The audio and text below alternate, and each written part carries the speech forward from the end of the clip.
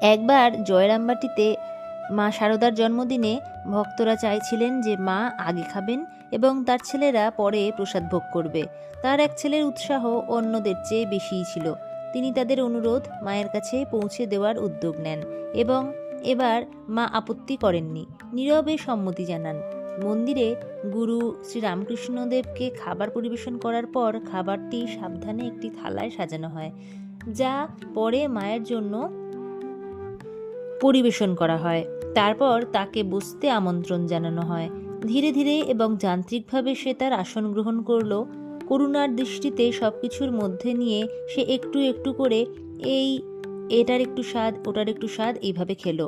তারপর অত্যন্ত করুণভাবে সে কাছের ছেলেটিকে এই বলে অনুরোধ করলো, আমার ছেলেরা না খাওয়া পর্যন্ত এটা গলায় নামবে না, তাড়াতাড়ি সকলকে খাবার পরিবেশনের ব্যবস্থা করো। এই বলে সে তৎক্ষণাৎ উঠে পড়ল এবং হাত ধুয়ে আমাদের খাওয়া দেখার জন্য তার ঘরের দরজায় বসে পড়ল। সব কিছু প্রস্তুত ছিল এবং আমরা সাথে সাথে খেতে বসলাম। মা স্বস্তি পেলেন।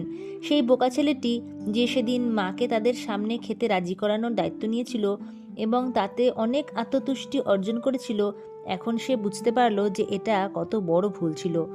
আসলে সে সেদিন তাকে না খেয়ে থাকতে বাধ্য করেছিল। প্রথা অনুসারে পুরুষদের আগে খাবারের ব্যবস্থা করা এবং পরে সমস্ত মহিলাদের সাথে মাকে পরিবেশন করা অনেক ভালো হতো। সে তৃপ্ত থাকত এবং শান্তিতে খেত। হায়, আমরা যতই জাঁকজমকে মোহিত হই, ঐশ্বরিক প্রেমের এই প্রকাশ আমাদের ধারণার বাইরে।